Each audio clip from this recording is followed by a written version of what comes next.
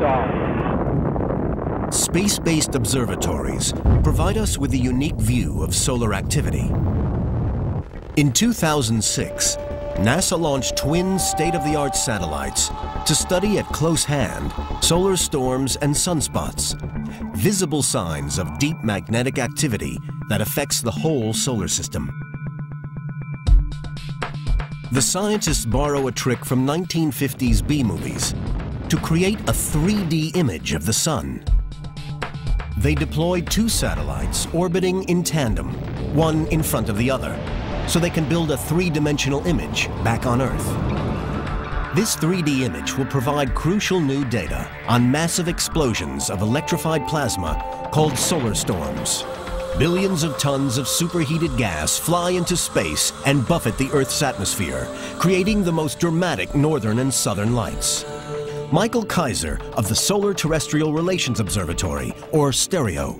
We want to monitor these storms so that we can better predict them. And these storms are basically electrical storms, and they can affect spacecraft, ground power systems.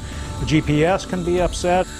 Solar storms are caused by lines of magnetic force ripping through the sun's gaseous surface and snapping, spewing out hot gases and a fierce stream of charged particles, the most powerful type of what's called solar wind. Some storms take 2 days to strike the Earth, while very large ejections arrive in only 12 hours. STEREO could give us time to put satellites and electric power grids into safe mode and move astronauts into protected sections of the space station. The ones we're interested in, the ones coming right at us, are particularly difficult to estimate the speed and velocity. A simple demo shows how two satellites allow scientists to calculate the speed of this solar wind. Michael Kaiser ejects a jet of liquid at a plate of glass. From the front, it's difficult to measure the speed. This is the way older satellites used to view solar storms.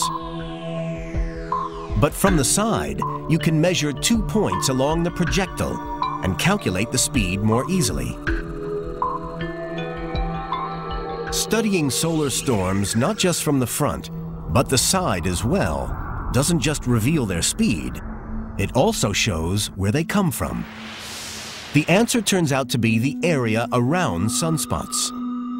These dark spots on the sun's surface were shrouded in mystery until the 20th century, when scientists realized that they were connected with the way the sun generates heat at its core. Once scientists understood that the sun got its energy from nuclear reactions, the answer became clear. Nuclear fusion within the sun creates the conditions for powerful magnetic effects. The currents of superheated gas generate intense magnetic fields. As the sun's interior churns, vast loops of magnetic force appear, merge, and disappear, creating sunspots. Luckily, there's a way to visualize it right here on Earth, in the comfort of your own kitchen. NASA astronomer Sten Odenwald compares magnetic field lines to spaghetti. The surface of the sun is very hot gases that are turning over in a boiling motion. What you're seeing in the pot of water is the convecting water coming up to the surface and releasing its heat and then sinking back down into the pot to get reheated. The rolling strands of spaghetti are like the magnetic field lines churning beneath the sun's surface.